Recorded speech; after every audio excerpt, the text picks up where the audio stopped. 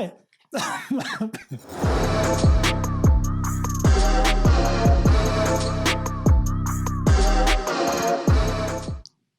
This book is a trap. Hi.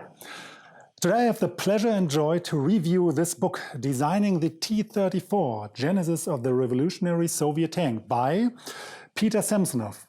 I believe I shall pronounce it English because he's, as it's written here, a Russian-Canadian writer. And Russian-Canadian is a very important point because, as his short biography also says, he's able to read English, Russian and German language primary documents.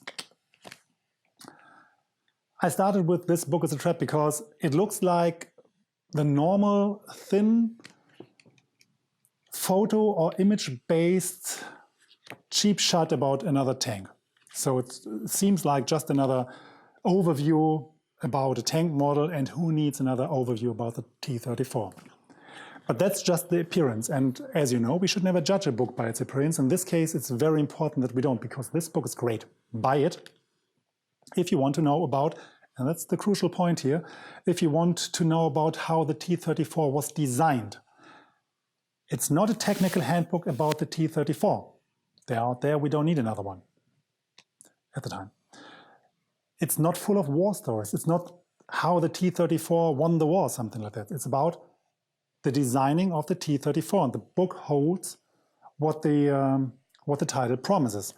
On, let's see, 84 pages, written very fluidly, nice to read, very sometimes even entertaining. Samsonow makes a convincing case on where the roots of the T-34 lied in the armaments process of the Soviet Union. And then he makes a very detailed analysis of how the T-34 came to be, which is a very convoluted story, but he's able to take all the threads, pull them apart, and present them understandably and interestingly. You want to read this book, it's fun to read it. And what he also does doing it, he has the right level of detail. He shows not the Russians did or the Soviets did. He says, this person named, with this function named in this ministry or bureau or factory, had this and this opinion. These persons had a different opinion, they clashed, and the result was this. And that's how it should be done. Because oftentimes military history of technology is written oblivious to the persons who did stuff, to the process of decision finding. It's often the Germans decided to build bigger tanks. Who are the Germans? Oftentimes it's not even said if we're talking about military or engineers. Not in this case.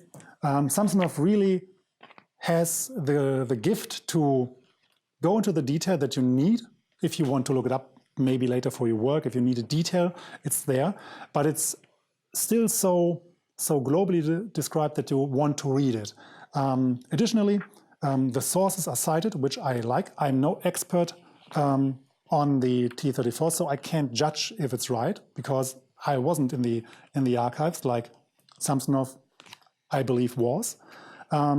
If there are real errors in here, the T-34 cracks will call it out, but as far as I can judge from the reception, my impression is right. It's all very good, or very well based on the sources.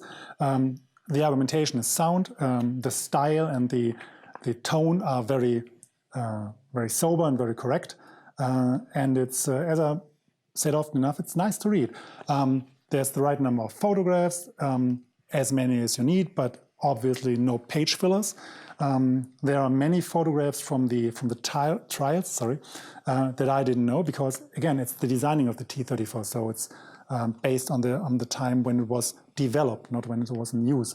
And he was able to cut the thread at the end, so there's no lengthy look into the wartime to cram some war stories in the book. No, he ends with the end of the development, with the beginning of the war, and then that's that. So, if you're looking for a book about the designing of the T-34, this book is the one. It's rather cheap in the best sense. it says here 13 pounds or 20 US dollars, and it's worth everyone, every coin that you spend, because it's what you need if you want to learn how the T-34 and why the T-34 became what it became. So, good book, buy it.